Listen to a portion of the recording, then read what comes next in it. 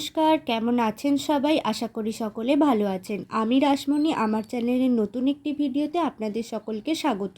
আজ সোমবার, ঘড়িতে এখন 7টা 45। সকালবেলা আমার একটু ঘুম থেকে উঠতে দেরি হয়ে গেছে, কারণ কদিন ধরে বৃষ্টি হচ্ছে তো ঠান্ডা ওয়েদারে, তাই একটু উঠতে দেরি হয়ে গেছে। আজ আমাদের বাড়িতে রান্না পুজো। প্রত্যেক বছর ভাদ্র মাসের শেষ দিন হয় বিশ্বকর্মা পুজো, তার ঠিক আগের দিন আমাদের বাড়িতে রান্না পুজো হয়। এই রান্না পুজোকে বুড়ো রান্না বলা হয়। অনেকের বাড়িতেই এই রান্না পুজো হয়। আপনাদের কার কার বাড়িতে এই রান্না পুজো আছে অবশ্যই আমাকে জানাবেন। অনেকের বাড়িতে আবার ইচ্ছা রান্নাও হয়, সেটা নাকি শ্রাবণ মাসে হয় শুনেছি। মা সকালবেলা অনেক তাড়াতাড়ি উঠে ঘরদোর পরিষ্কার করে ফেলেছে।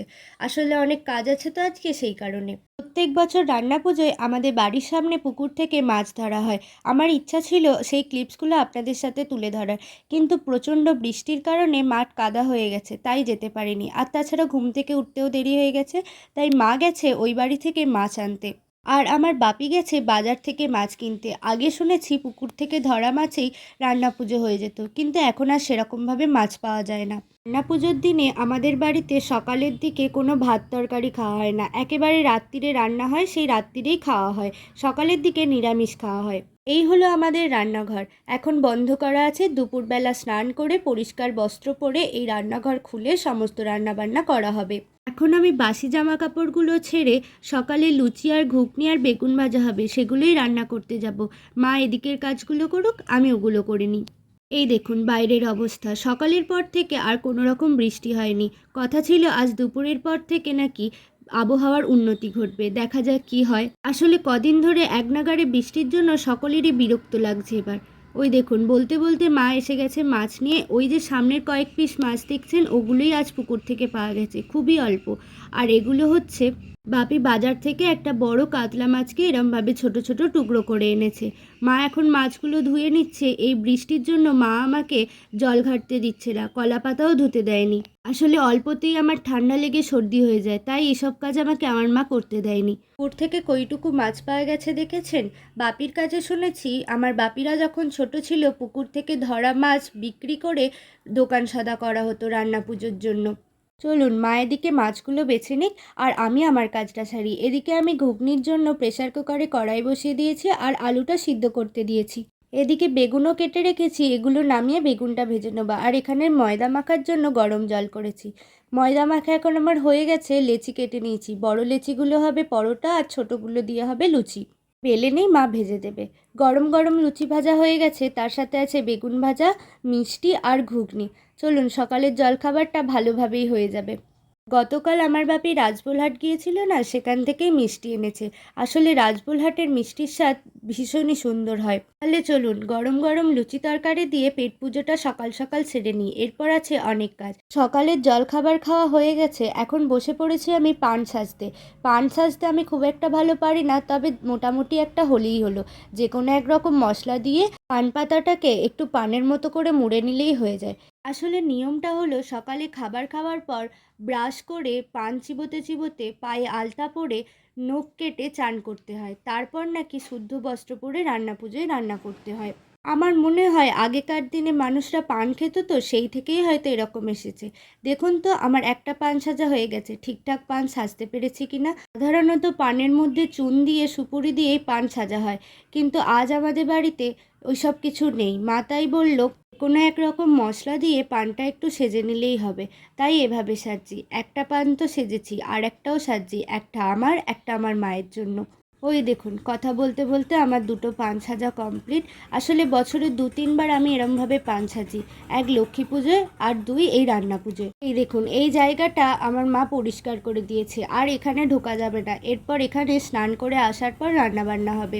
মায়ের কয়েকটা কাজ আছে, চলুন আমি এবার স্নান করতে বেরোই, নয়তো দেরি হয়ে যাবে। তাই আমি এদিকে আগে আলতাটা পরে নিচ্ছি। আগেকার দিনের এসব নিয়ম, তাই এখন মানতেই হয়। তবে আলতা পরতে আমার বেশ ভালোই লাগে। ছোট থেকেই আমি একটু আলতা পরতে ভালোবাসি। আলতা পরা হয়ে গেছে, একটু ডিজাইন করেছি, কিন্তু আজকের ডিজাইনটা অত্যন্তই বাজে হয়েছে, আমার একদমই পছন্দ হয়নি। যাই হোক, এখন এবার একটা পান চিবোতে চিবোতে চলে যাই স্নান করতে। আগেকার দিনে পুকুরে স্নান করা হতো, এখন পুকুরের জল যা নোংরা, তাই আর পুকুরে যেতে ইচ্ছা করে না।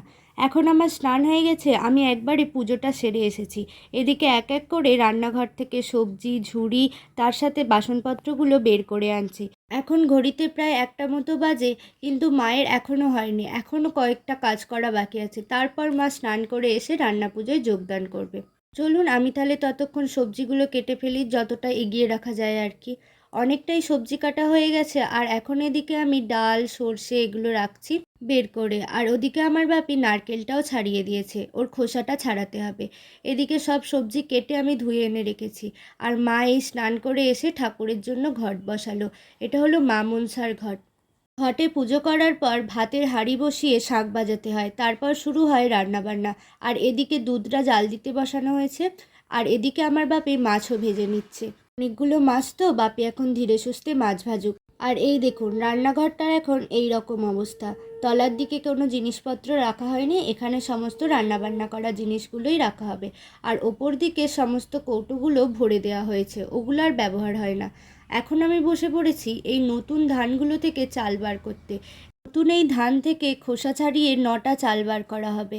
আসলে এই ধানগুলো থেকে এবারে চাল বার করতে খুবই অসুবিধা হচ্ছে। ধানগুলো প্রচণ্ড ভিজে গেছে না, নরম হয়ে গেছে, তাই ভাঙতে গেলে চালগুলো ভেঙে যাচ্ছে। এই 9টি চাল পায়েসের চালের সাথে মিশিয়ে পায়েস তৈরি করা হয়, এটাই নাকি নিয়ম। এছাড়াও আমাদের এখানে দুটো জিনিস ব্যবহার করা হয়, একটা হচ্ছে পেয়ারা ডাল আর একটা হচ্ছে পাটের নেতা।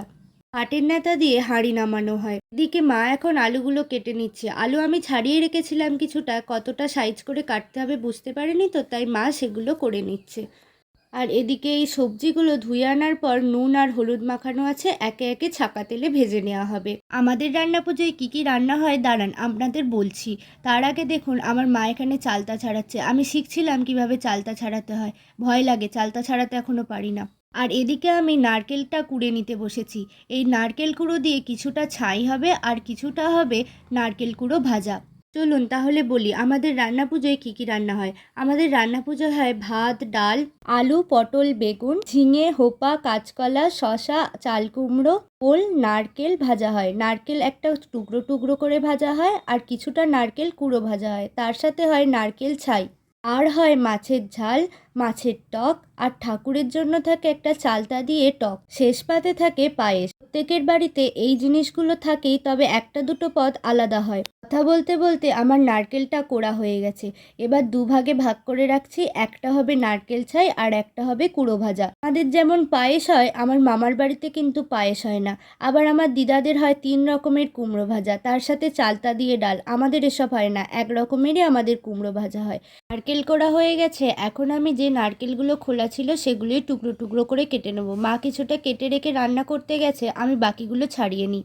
তার আগে চলুন রান্নাঘর থেকে ঘুরে আসি। এই দেখুন এখানে ভাত হয়ে গেছে, কলা পাতায় ভাতটা মেলা আছে, এটা কালকে পান্তা ভাত তৈরি হবে। আর এখানে যে ভাজাগুলো হয়ে গেছে সেগুলো অল্প অল্প করে কুলোর মধ্যে কলা পাতা রেখে তুলে রাখা হচ্ছে। এগুলো কালকে ঠাকুরের জন্য রাখা হচ্ছে, ভোগে দেয়া হবে। সব সবজি ভাজার পর এভাবে ঠাকুরের জন্য কলা পাতায় তুলে রাখা হয়। রান্না প্রায় অর্ধেক হয়ে গেছে, আর এদিকে আমার বাপি নারকেলটা ভাজছে। ওটা ভেজেই আমার বাপি চলে যাবে দোকান খুলতে। এখন প্রায় 5টা মতো বাজে। আর সকাল থেকে একটা জিনিস লক্ষ্য করেছেন, আমার ভাইকে কিন্তু আমি দেখাইনি। ও এখন গেছে আমার কাকার ছেলের সাথে আমাদের পুকুরে মাছ ধরতে। বাপি ওকে শিখিয়ে দিয়ে এসেছে, আগের বছর আমিও গিয়েছিলাম, একটাও ভালো মাছ পাইনি। ওই দেখুন বলতে বলতে চলে এসেছে। আর এরকম দুটো মাছ পেয়েছে। ওই ছোট মাছটা বাপি যখন ছিল তখন ধরেছে, আর এই বড়টা ও নিজে ধরেছে। এই মাছ দুটো ধরে ওর খুব আনন্দ। এখন আবার এই মাছগুলো ধুয়ে বাছতে হবে। আর ওই দেখুন হাত পা ধুচ্ছে, স্নানও করেনি, এবার স্নান করবে, কাদা মেখে এসেছে। এদিকে মা এই এক হাঁড়ি ভাত বসাচ্ছে, আর কয়েকটা রান্না বাকি রয়েছে, প্রায় সবই হয়ে গেছে। আচ্ছা আপনাদের বলেছিলাম আমাদের রান্না পুজোয় পেয়ারা ডাল ব্যবহার হয়। আসলে এই পেয়ারা ডাল পায়েস আর ভাতের হাঁড়ি আর ডালের হাঁড়িতে বোলানো হয়। এদিকে সব রান্না বান্না প্রায় হয়ে গেছে, তাই কিছুটা মা বাইরে রাখছে আর কিছুটা ঠাকুরের জন্য তোলা আছে। পায়েসটাও বসানো হয়ে গেছে। মা একে একে হেসেলটা গুছিয়ে নিচ্ছে। এখন প্রায় 7টা মতো বাজে। গতকাল যে মাটির সরাটা কিনে এনেছিলাম, ওই দেখুন ওতে ঠাকুরের জন্য ডাল তুলে রাখা আছে, ওটা ভাতের হাঁড়ির মুখে রাখা হবে। আর পাথর বাটিতে আছে চালতা দিয়ে টক, এটা শুধুমাত্র ঠাকুরের জন্য। এদিকে সমস্ত রান্না বান্নার সাথে আজ যে যে সবজি মশলাগুলো রান্নায় ব্যবহার হয়েছে সেগুলো এভাবে হেসেলে রাখা হয়। তার সাথে একটা টুনটুনি জ্বালিয়ে রাখা হয়। কথিত আছে মা মনসা নাকি রাতের বেলা এসে রান্না করেন। ওই দেখুন পাটের নেতা, আর তার সাথে আছে পেয়ারা ডাল, সাথে কলা পাতায় রাখা আছে মশলাগুলো। চলুন, হয়েই গেছে, মা এবার বাকিটা করে নিক, আমি জামা কাপড় ছেড়ে খেতে বসি। আমার জোর খিদে পেয়েছে, সেই সকালে খেয়েছিলাম, তারপর আর খাওয়া হয়নি। এখন রাত্রি 9টা বাজে। যাদের যাদের বলা হয়েছিল দু একজনকে, তারা চলে এসেছে, খেতেও বসে পড়েছে, আমিও বসে পড়ব। ওদের খাওয়াটা হোক। তাহলে চলুন, আজ এই পর্যন্তই। দেখা হবে খুব শীঘ্রই নতুন একটি ভিডিওতে। ততক্ষণ সকলে ভালো থাকবেন, সুস্থ থাকবেন। ধন্যবাদ।